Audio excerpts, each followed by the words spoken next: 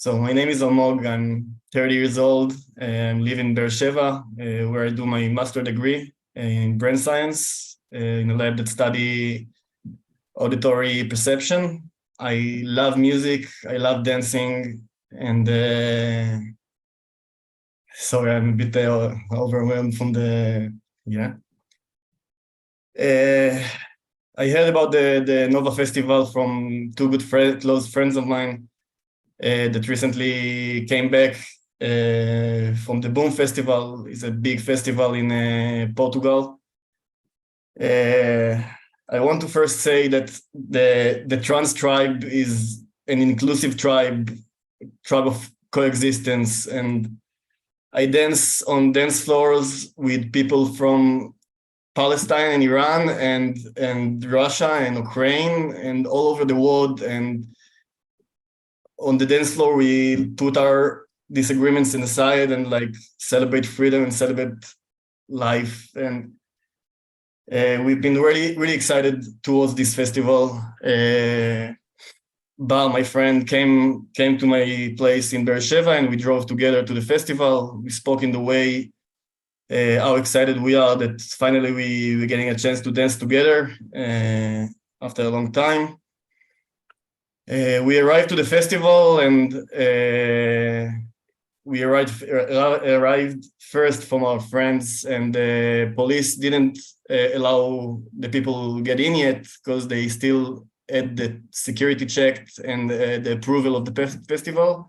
So we waited outside in the line, and we heard different languages around. We heard Portuguese, we heard Spanish, we heard English, we heard different languages.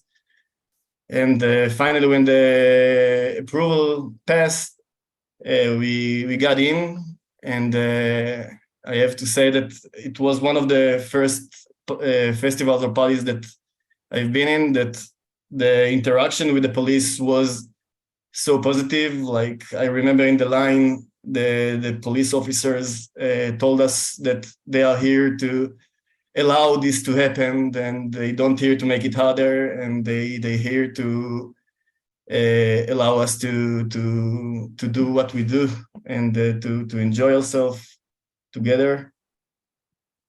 So this is what we did. We went first to the camping area, set our tent up, and then the other friends arrived, and we went and started dancing and enjoying ourselves. It was a huge production. Like, we were shocked that they set this whole thing up just for 18 hours.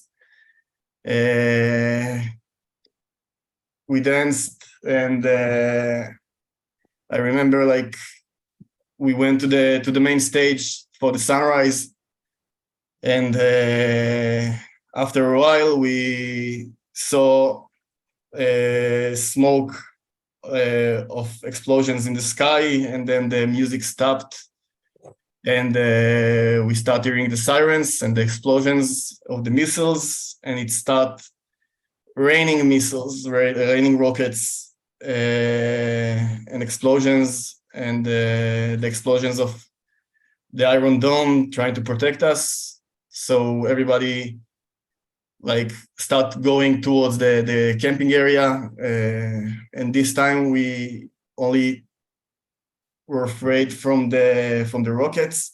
So we found shelter in the camping area between the trees, and we lay there for a while. And we lay there until one security guard went between like all the people that lay there and start shouting, "Get to your cars, get out of here. If your life is important to you, get out of here." And we still only, like, it's raining missiles. Like, we didn't know like what's going on. We only hearing missiles around. So after the security guard told it to us, we went to the parking lot. It was chaotic, like people running with stuff, leaving stuff behind, running around. In this point, I lost contact with my friends inside inside this chaos.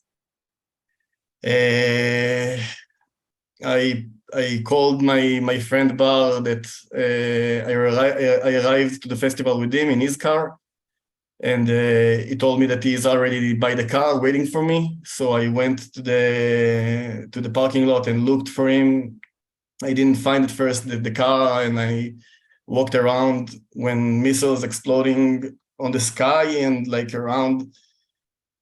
Finally, I found him, and we got together inside the car and looked around all the chaos. Like we saw so many cars jammed in the way out. And again, like in this time, we're still thinking that the threat is only missiles. So we decided to get out of the car because the car is in a dangerous place during a missile attack because the car can explode. So we decided to leave the car and find shelter by some trees. And we waited for the cars for the jam for the road to get clear a bit more. And after a while, when we see that it don't happen and the missiles keep raining at us, we decided to start making our way out with the car. So our strategy was to drive as much as we can, and like when we hear sirens or like when it's too many rockets, so we stop the car and find shelter, and then we come back to the car, drive a bit, and jump, find shelter. We continue this way until one time that we found shelter next to some trees, we start hearing gunshots all around us. And this is like the moment that we understood that something is wrong. Like there is not supposed to happen. Like you don't supposed to hear gunshots, not for sure, not that many. So like in this moment,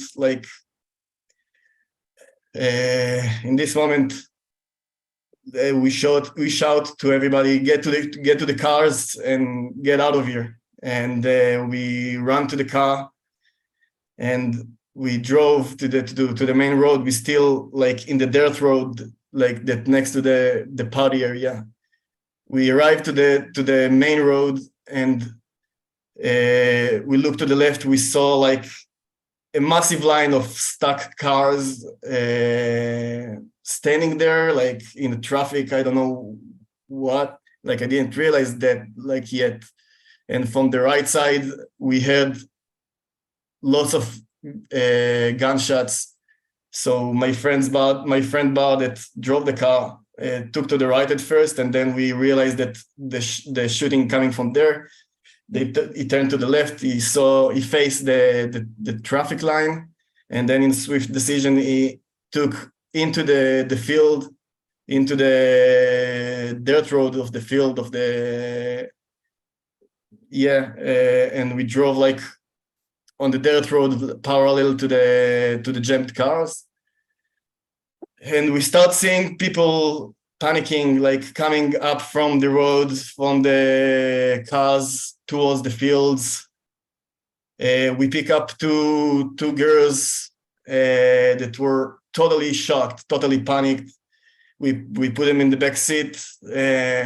I hardly remember their face. I just remember their curly hair. One of them were crying, like, and the other one was also panicked, but she tried to calm her down. We drove together in the dirt road parallel to the cars, and until we saw a police car in one of the intersections. The girls, with the hope that they find safety with the police officer, leave the car and run to the police officer. We asked him for directions, and we saw that he confused us, and we decided to navigate ourselves. So I've been with the phone navigating and Bar driving the car, my friend, and I tried to get us to another road. We're driving towards this road, and as we get closer to the road, I see few cars like stopped on the road, and a white pickup truck standing right in the intersection between our dirt road to the main road. And we saw like a guy, a man with a army vest and a rifle, walking by this truck. And we spoke, me and Bar, my friend, spoke that like no way that like there is terrorists here, like it must be a soldier. No way that terrorists come with cars. No way that we see terrorists with cars here in Israel. And so we got closer to him, and like in this moment, like he recognized us, and he went to the back of his truck and pulled out of there a machine gun, a huge one that like he hold with like, and turn it towards us. Like in this moment, it was clear that it was a terrorist. Bar, my friend, again with swift decision, like just made a massive U-turn and start driving as fast as he can to the other side. We embraced ourselves because we were sure that we're going to get hit from lots of shots. And luckily, like we had one shot and assumed that the machine gun was jammed.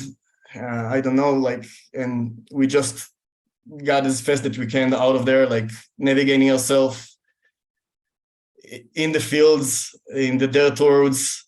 I don't know if any of you know cars, like we drive a small Nissan Micra, like a manual one. We just having in our mind that it was sunrise and sun coming from the east. We know Gaza is from the west, so we just driving towards the sun. Hopefully, like to find safety there. On our way out, we passed like a hut of like workers from Thailand that walk the fields there, and we shout to them like, run away, there is terrorists coming, run away. And they give us the thumbs up. They didn't understand us. They just watching the missiles going above us. And we just trying to make a way like to the other side of the fields, because we saw that this side is full of terrorists. So we drove as fast as we can, and we found our way to the road next to Moshav Patish that was in the other side of the field. There we went up to the road and just drove as fast as we can. We passed through red lights. Every car that came by us, we've been like just like looking in the windows and see like if like we just been super alert. And finally we arrived to my house in Be'er Sheva around 9:15 a.m. And only when we arrived there, locking the door behind us, hugging each other and start crying, like we understood, like we opened our phones and understood the size of the colossal attack that we got saved from. It's still I try to